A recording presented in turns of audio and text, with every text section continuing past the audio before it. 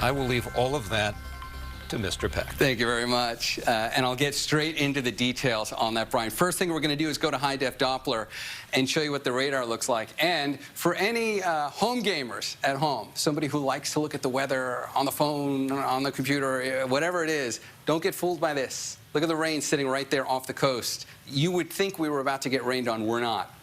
The radar beam coming from the Bay Area gets higher and higher the farther you go. So with this system right now, it's reading the tops of the clouds where a lot of that stuff is so high it's actually ice and partially melting, and then the radar gets confused and thinks it's rain. It's not. Watch what happens. I'm going to switch this from live radar now. We're going to put this into the futurecast, the forecast models, which, as odd as this is going to sound, the computers are going to give you a more accurate representation. That disappears, and the stuff farther out here appears out of nowhere because the forecast models are able to depict where the rain is, even if the radar can't read it that far out. So let's see what actually happens next. Interestingly enough, the rain's going to get pulled a little bit farther away from us overnight.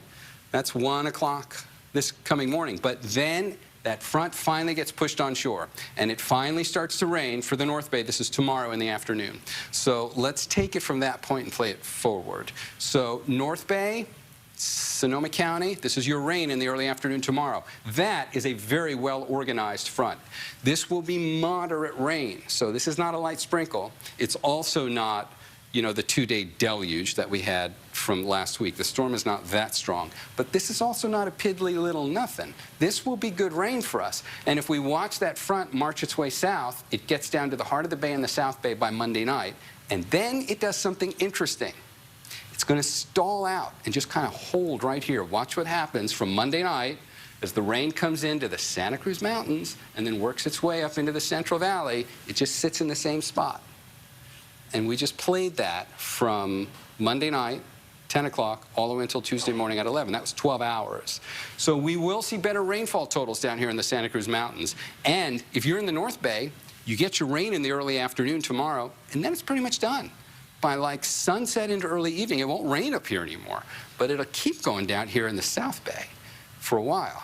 And if we look at the rainfall totals, even with just that one shot coming through the North Bay, you still get over ½ inch of rain. So that tells you it'll be good rain as the cold front comes through. But look at the Santa Cruz Mountains.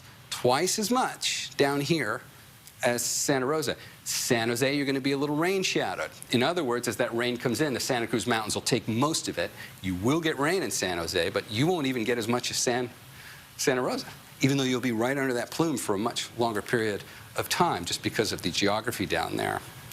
And that's it. By the time we get to Wednesday, the rain will be done. Don't forget it's going to be windy, too.